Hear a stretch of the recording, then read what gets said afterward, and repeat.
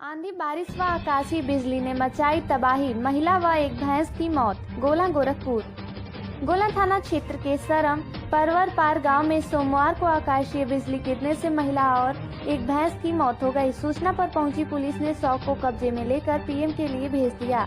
बताते चले कि उक्त गांव की अनीता देवी पत्नी हरकेश यादव घर से कुछ दूर सामान लेने गई थी। वापस लौटते समय अचानक से बिजली कड़कने लगी। महिला एक पेड़ के नीचे रुक गई, तभी आकाशीय बिजली गिर गई, जिससे महिला बुरी तरह से झुलस गई और मौके पर ही मौत हो गई।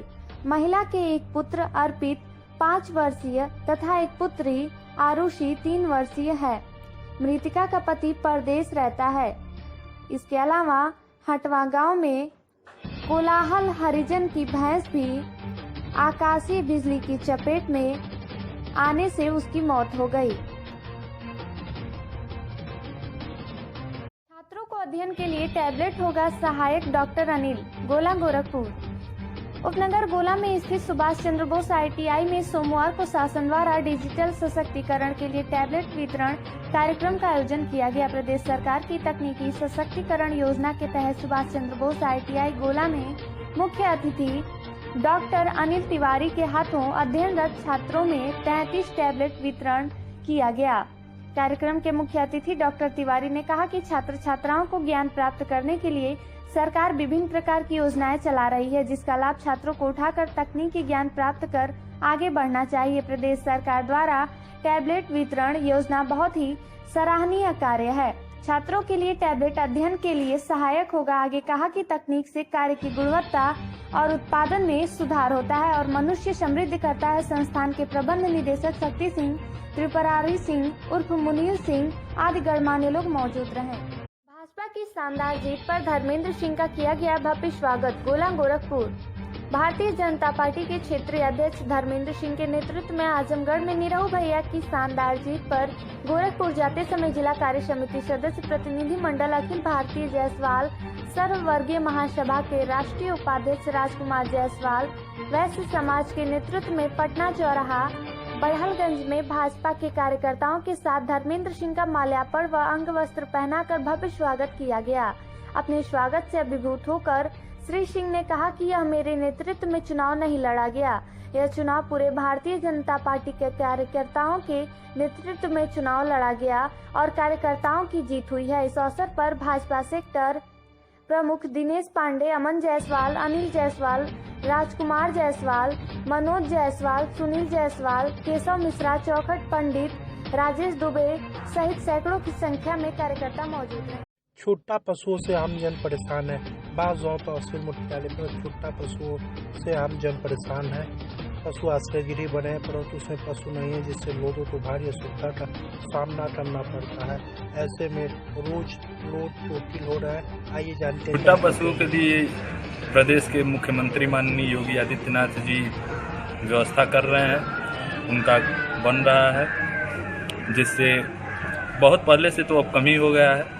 छोटा पशु अब रोड पे चाहे कहीं दिख नहीं रहे हैं उतना, धीरे धीरे जो 2, 4 या 10 दिख रहे हैं कहीं, वो भी कम हो जाएगा आने वाले समय। दिलाने के लिए सरकार कई कार्य योजना चला रही है। हर जगह हर ग्राम सब गोवंश आश्रय स्थल बनाए गए हैं। धीरे धीरे योजना फलीभूत होगी, सारे छोटा पशु उनको वंश आश्रय स्थलों में जाएंगे तो धीरे धीरे समस्या का समाधान होगा। यह समस्या तुरंत खत्म होने वाली समस्या नहीं है। छोटा पशुओं से आम जन परेशान। कोरोना का मामला बढ़ने से अभिभावक चिंतित। बाज़ गाँव तहसील क्षेत्र में कोरोना का मामला बढ़ने से बाज़ गाँव के अभिभावक चिंतित है। कोरोना का जो प्रकोप बढ़ रहा है, स्कूल खुल रहा है, ऐसे में क्या खतरा है बच्चों को लेकर? भाई बच्चों को बहुत खतरा है, क्योंकि उनको कोई जो है टीका लगा नहीं है बच्चों को कोरोना का। उसके नाते जो है बच्चों को खतरा तो है। अगर कोरोना बढ़ेगा तो सावधानी जरूरी है इसके लिए।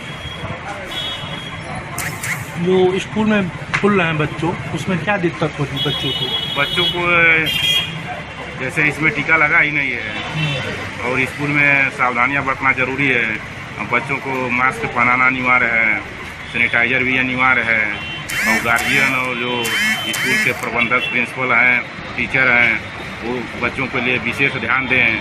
जो गाड़ी पर बैठ के आ रहे हैं उनको सैनिटाइजर कराया जाए, उनको मास्क पहनाया जाए और एक दूसरे से बच्चों को थोड़ा दूर बैठा अधिवक्ताओं ने किया जोरदार प्रदर्शन। सिविल बार एसोसिएशन बार में अधिवक्ताओं ने किया जोरदार प्रदर्शन। आज उन्होंने बैठक कर बताया कि जब तक हमारी मांग पूरी नहीं होती तब तक प्रदर्शन जारी रहेगा। इस मौके पर भारी संख्या में अधिवक्ता गण मौजूद रहे। जी, और धरने का क्या उद्देश्य चल रहा है? धरने पे क्यों बैठे हैं? धरने पर हम लोग का जो कार्यक्रम है, ये जो एसीएम कोर्ट में जो गगहा और खजनी थाने का जो क्षेत्राधिकार है, ये हाईकोर्ट के डायरेक्शन से बांसगांव को मिला हुआ है। 1992 से ही खजनी और गगहा थाना जो है बांसगांव में था, लेकिन किसी कारणवश ये थाना जो है गोरखपुर स्थानांतरित हो गया। इसके पहले 4-5 बेर आदेश हो चुका है कि बांसगांव थाने में, बांसगांव कोर्ट में जो है गगहा और खजनी थाना को ट्रांसफर किया जाए, लेकिन गोरखपुर के अधिवक्ताओं द्वारा, जो वहाँ के पदाधिकारियों द्वारा जो है जिला जज पे दबाव बना करके भारतीय जनता पार्टी के शासन से लोग हैं खुश। भारतीय जनता पार्टी का शासन प्रदेश और देश में जहां विकास की ओर डंडा बह रहा है, वहीं लोगों के अंदर भी खुशी की लहर दौड़ रही है। इस संबंध में बात करने पर लोगों ने शासन तो बेहतर बताया। उन्होंने बताया कि भारतीय जनता पार्टी के शासनकाल में देश का विकास हो रहा है और पदोन्नत हो रहा है, जिससे लोगों को लेकर नई उमंगे हैं। इस शासनकाल से लोग 70 से 80% लोग खुश हैं। वर्तमान सरकार के कार्यों से आप कहाँ तक संतुष्ट हैं? सरकार अच्छी काम कर रही है और बहुत जल्दी धरती पर से भ्रष्टाचार समाप्त हो जाएगा। सरकार भ्रष्टाचार समाप्त करने में सराहनीय काम कर रही है। कहाँ तक आप उससे कार्यों से संतुष्ट हैं? 80% संतुष्ट है। विकास हो रहा है? हम विकास हो रहा है, हमारे अगल बगल हो रहा है, हमको लग रहा है सब विकास हो रहा है। लापता वृद्ध के परिजनों से मानी गई 1 करोड़ की फिरौती। चिट्ठी के माध्यम से लापता वृद्ध के परिजनों से 1 करोड़ की फिरौती मांगी गई। मामला बांसगांव थाना क्षेत्र के बेदौली का है। वृद्ध का नाम झब्बू यादव है, जो किसानी का काम करता है। वो जमीन खरीदने के लिए 1 करोड़ रुपया जुटाया था।